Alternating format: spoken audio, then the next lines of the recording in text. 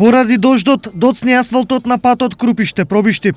Возачите кои минуваат секојдневно одовде, нервозата ќе ја трпат најверојатно до пролет наредната година, за кога е најавено целосно завршување на градежните активности. Јас верувам како што по динамичниот план некаде на пролетта ќе биде завршена целосно тампонирањето, дренажите и асфалтирањето.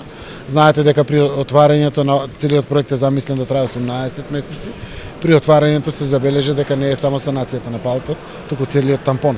Мораше се вади, целосно да се реконструира и се работи за една сериозна инвестиција која што ќе стабилизира комплетно патот да остане со децении вековиште, како што велиме. По плановите е замислено во пролет да биде пуштен во употреба. Првичните проекции беа дека првиот слој асфалт ќе биде поставен на крајот од ноември, но на терен градежните екипи се соочиле со многу непланирани и неочекувани проблеми.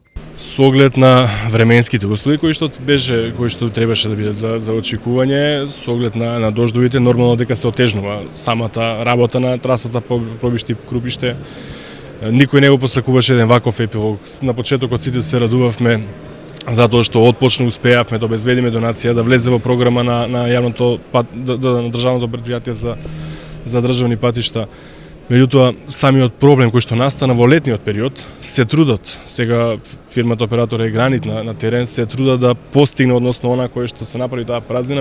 Според Анастасов, на патот се работи засилено и се прават последните напори за конечно да биде поставен првиот асфалт. Се работи уште на последните, да кажам, 200 метри, каде што ќе се тампонира и потоа да следи асфалтирање тој прв слој на асфалт, меѓутоа не дозволува овој влажен период, односно мокриот тампон не дозволува да сега се влезе во еден процес на прв слој на асфалт. Регионалниот пат Крупиште-Пробиштип во должина од 20 километри е инвестиција од 212 милиони денари, обезбедени од јавното претпријатие за државни патишта. Овој пат е единствената врска на Пробиштип со регионот и Скопје и дневно одовде минуваат по околу 800 возила.